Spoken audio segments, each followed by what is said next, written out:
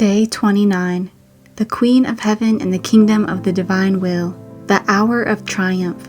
Apparitions of Jesus. The fugitives gather closely around the Virgin as ark of salvation and pardon. Jesus departs for heaven.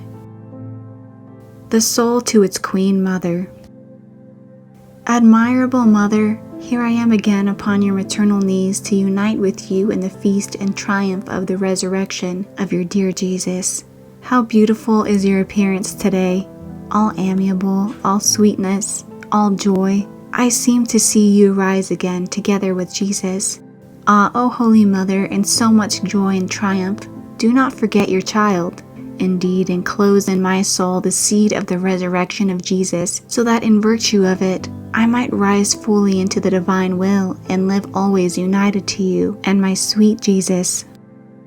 Lesson of the Queen of Heaven. Blessed child of my maternal heart, great was my joy and my triumph in the resurrection of my Son. I felt reborn and revived in him.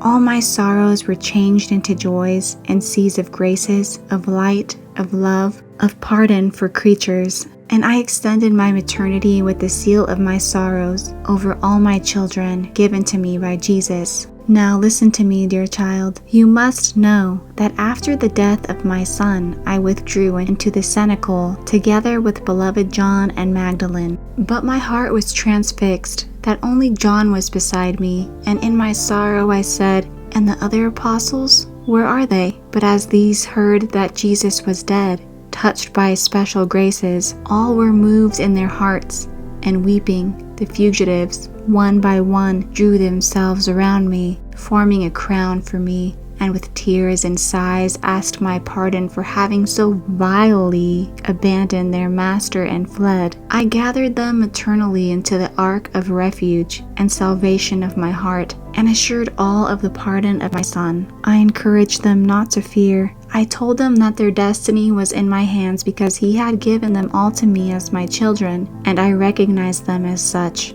Blessed child, you know that I was present at the resurrection of my Son, but I did not mention it to anyone, waiting for Jesus himself to manifest that he had risen glorious and triumphant. The first to see him risen was the fortunate Magdalene, then the pious women. They all came to me saying that they had seen Jesus risen, that the sepulchre was empty. I listened to all, and in an air of triumph I confirmed all of them in the faith of the resurrection. By evening, almost all the apostles had seen him, and they all felt triumphant for having been apostles of Jesus. What a change of scenes, my child! Symbol of who has first let the human will dominate, represented by the apostles who fled, who abandoned their master, and so much was their fear and fright that they went into hiding, and Peter went so far as to deny him. Oh, if they had been dominated by the divine will, they never would have fled from their master. Rather, courageous and as triumphers, they never would have torn themselves from his side, and they would have felt honored to offer their lives to defend him.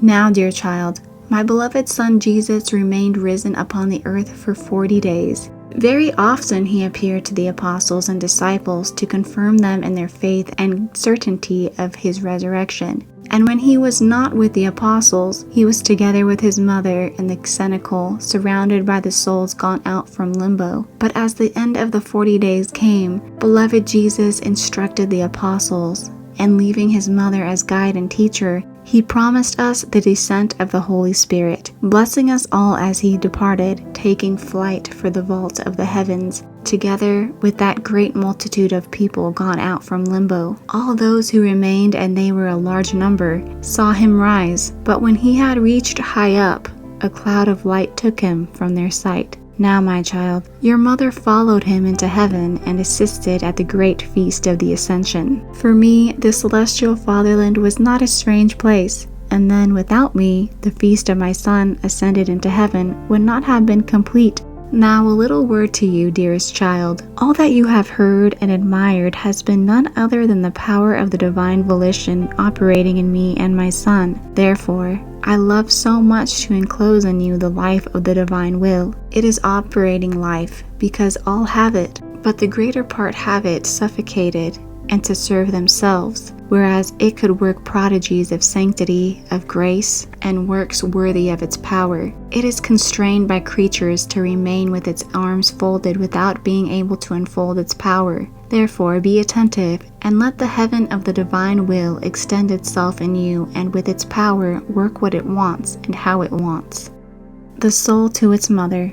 Most Holy Mother, your beautiful lessons enrapture me, and oh how I wish and sigh for the operating life of the divine will in my soul. I also want to be inseparable from my Jesus and you, my Mother, but to be certain of that, you must take the pledge to keep my will enclosed in your maternal heart. And even though you see that it would cost me much, you must never give it back to me. Only thus can I be safe. Otherwise, there will be only words, but the deeds I will never do. Therefore, your child recommends herself to you, and from you hopes for all. Little Flower of the Day. Today, to honor me, you will make 3 genuflections in the act in which my Son ascended into heaven, and you will pray him to let you ascend with the divine will. Exclamation. My Mother, with your power, triumph in my soul, and make me remain in the will of God.